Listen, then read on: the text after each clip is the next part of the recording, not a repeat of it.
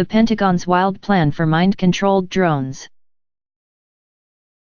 The U.S. military has tested, multiple times, a brain implant that allows a human operator to simultaneously control, with their thoughts, up to 3 flying drones. Well, in theory. The tests, overseen by the Defense Advanced Research Projects Agency, DARPA, were computer simulations. And while they might eventually lead to actual mind control for flying robots, the technology is still in its infancy. The mind-controlled drone trials took place in Pittsburgh between June 2016 and January 2017, according to DARPA.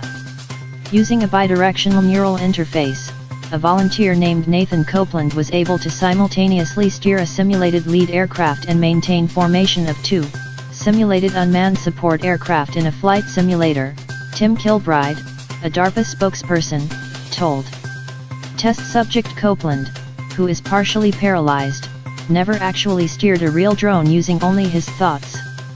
Instead, he channeled his thoughts through a medical implant embedded in his skull, which used electroencephalogram or EEG, the same method doctors use to diagnose epilepsy, to interface with a computer simulation of a drone navigating an obstacle course in the company of 2 robotic wingmen.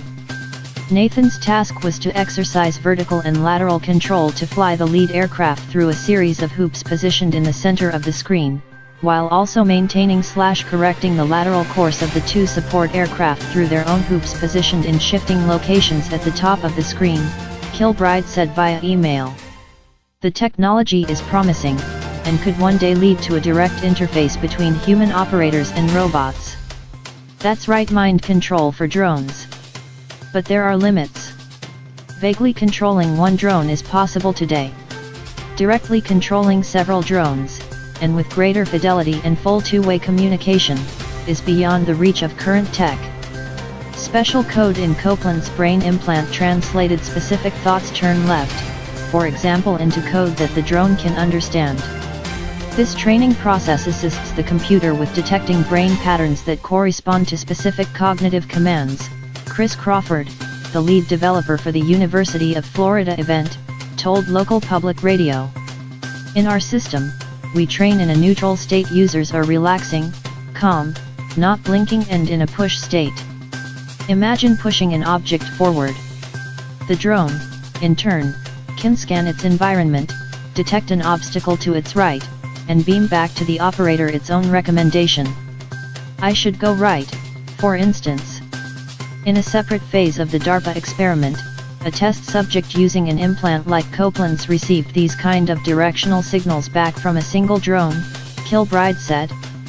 The implant translated the drone's recommendation into haptic perception, a kind of impression corresponding to the physical space around the user. In other words, the test subject felt what the drone saw at the same time that the drone responded to the subject's commands. The haptic perception prompted the test subject in that separate experiment to steer the drone left or right to keep it on course. It's taken a number of years to try and figure this out, Sanchez said. But there are clear limits to the technology. With today's tech, it's only possible for a user to communicate with one drone at a time, Juan Gilbert, the University of Florida professor who oversaw the 2016 mind-controlled drone race, told the Daily Beast. I am not aware of any new advances that would allow a single person to control multiple drones at the same time. MW News. Please subscribe my channel. Thanks for watching.